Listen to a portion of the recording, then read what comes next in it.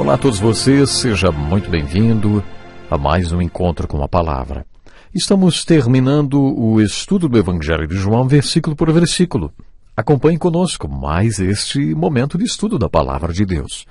No capítulo 20 de João, lemos sobre o último sinal milagroso realizado por Jesus, registrado por João, para nos convencer de que Jesus é o Cristo, o Filho de Deus, e para que, crendo, tenhamos a vida eterna.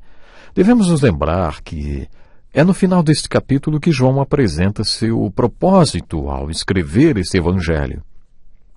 Baseados na declaração de seu propósito, em cada capítulo temos procurado respostas para 3 perguntas.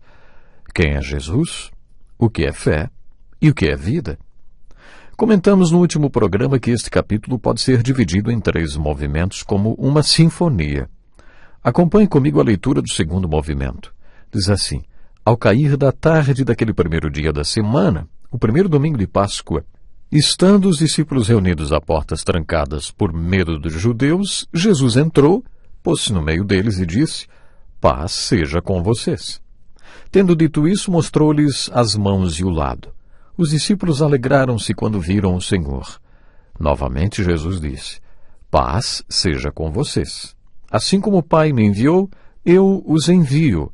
E com isso soprou sobre eles e disse: recebam o Espírito Santo. Se perdoarem os pecados de alguém, estarão perdoados. Se não os perdoarem, não estarão perdoados. Esta passagem é fascinante. As portas estavam trancadas. Eles ainda temiam que as autoridades religiosas, os religiosos corruptos que tinham crucificado Jesus, viessem atrás deles. Por isso eles se mantinham atrás de portas trancadas. E sem abrir as portas, Jesus apareceu no meio deles e lhes deu a saudação de paz, e depois a grande comissão. Assim como o Pai me enviou, eu os envio.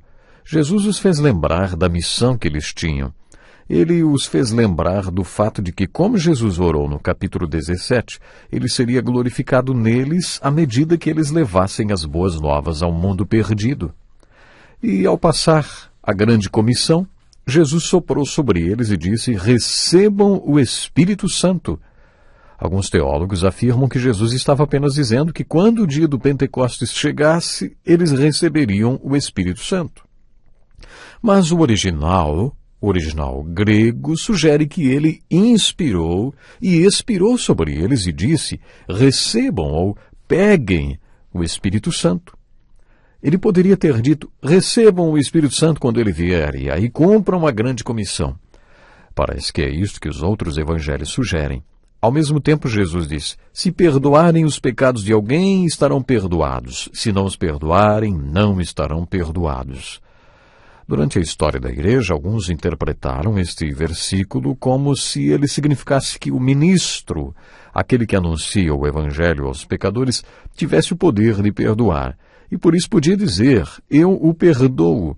Esta é uma das maneiras como este versículo foi interpretado. Outra maneira é a seguinte: quando você anunciar o Evangelho a uma pessoa, se ela crer, então você pode lhe assegurar que os pecados dela foram perdoados. Se por causa de orgulho, teimosia ou por não querer pagar as consequências morais de confiar em Cristo e se arrepender, ou, em outras palavras, recusar-se a crer no Evangelho, você poderá anunciar a ela que seus pecados não foram perdoados. Eu mesmo, como pastor, já fiz isso muitas e muitas vezes, e qualquer um que pregue o Evangelho pode fazer o mesmo. O terceiro movimento deste capítulo começa no versículo 24 e tem a ver com Tomé.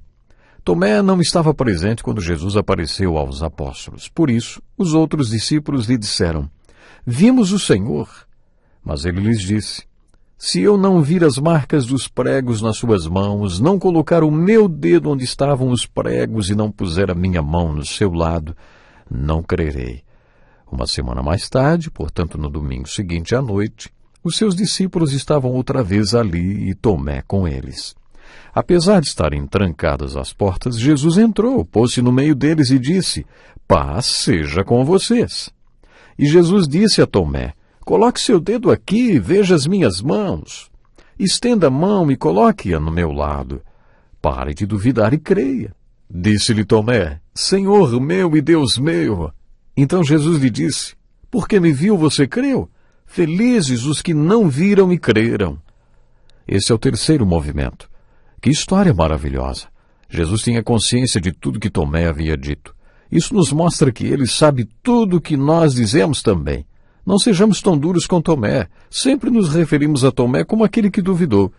Mas você deve estar lembrado que no capítulo 11, quando todos temiam que Jesus voltasse para a Judéia por causa da crescente hostilidade dos líderes religiosos, Tomé foi o que disse: vamos também, para morrermos com ele. Naquele dia, ele teve fé. Mas, por alguma razão que desconhecemos, ele não estava reunido com os apóstolos quando Jesus apareceu. Tente se imaginar no lugar de Tomé. Você já viu alguém que tenha ressuscitado dos mortos? Você já enterrou alguém querido e depois voltou a vê-lo vivo outra vez? Pois bem, esta era uma experiência totalmente nova para todos eles.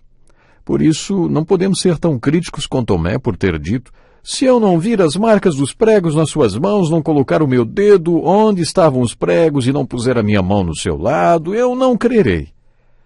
Alguns questionam as marcas de pregos nos pés de Jesus. Não era sempre que eles pregavam os pés da pessoa na cruz.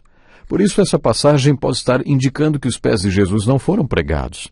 De qualquer forma, uma semana mais tarde, quando Jesus voltou a aparecer, disse a Tomé: coloque o seu dedo aqui e veja as minhas mãos. Estenda a mão e coloque-a no meu lado.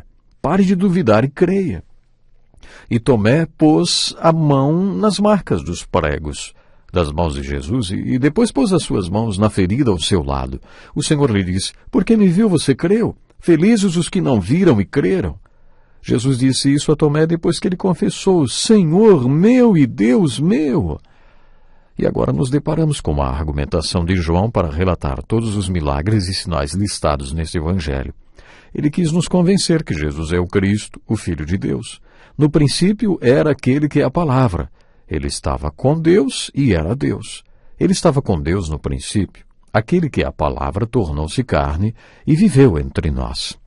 Além de confessar que Jesus é o Salvador, nesta passagem Tomé estava professando sua fé nele como seu Senhor e seu Deus. E ele estava falando sério. Se a história e a tradição estiverem certas, Tomé provou isso nos seus últimos anos de vida. E Jesus lhe respondeu com uma bem-aventurança: porque me viu, você creu?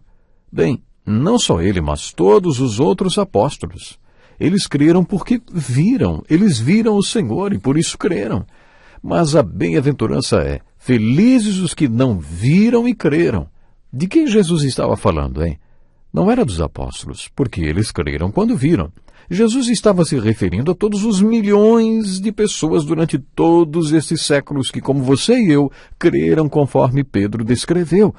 Mesmo não o tendo visto, vocês o amam. E apesar de não o verem agora, creem nele e exultam com alegria indizível e gloriosa. Vocês o amam. Esta é a bem-aventurança daqueles que, mesmo não o tendo visto fisicamente, creram em Jesus. A seguir, João apresenta sua declaração de propósito. O livro já está completo, já chegou ao fim. O capítulo 21 de João é um tipo de epílogo e é muito importante, como veremos a seguir. Você pode dizer que agora o relato das boas novas está completo e por isso o versículo de encerramento deste livro é: Jesus realizou na presença dos seus discípulos muitos outros sinais miraculosos que não estão registrados neste livro.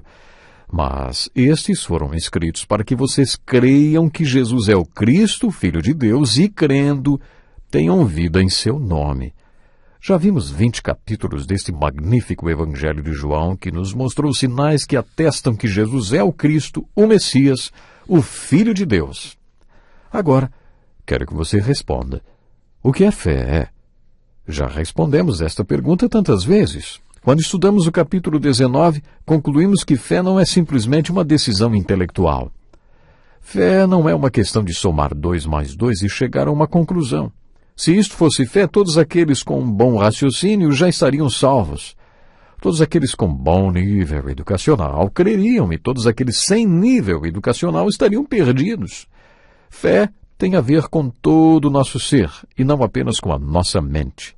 A fé é baseada em revelações, ou em revelação. Por isso, ao estudar esse magnífico Evangelho, peça ao Espírito Santo que revele para você o que é a verdade.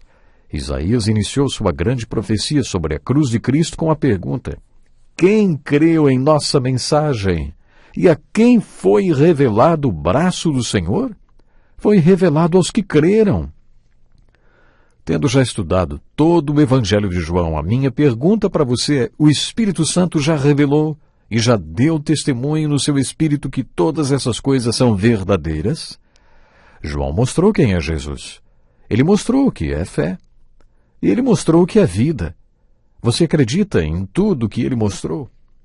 O Espírito Santo já revelou a você que tudo isto é verdade? Você acredita neste último sinal que João relatou? Você crê na ressurreição de Jesus que revela quem ele realmente é? Ele não era, ele ainda é, e ainda transforma vidas, e ainda é possível ter um relacionamento com ele. Sabe, eu espero que o estudo destes 20 capítulos do Evangelho de João tenham sido usados pelo Espírito Santo para lhe trazer revelação e levá-lo a crer. Saiba que o mais importante é você crer e é você viver de acordo com a palavra de Deus. O mais importante é você declarar que você crê que Jesus Cristo veio, foi sacrificado por cada um de nós, foi levado à cruz para perdoar os nossos pecados.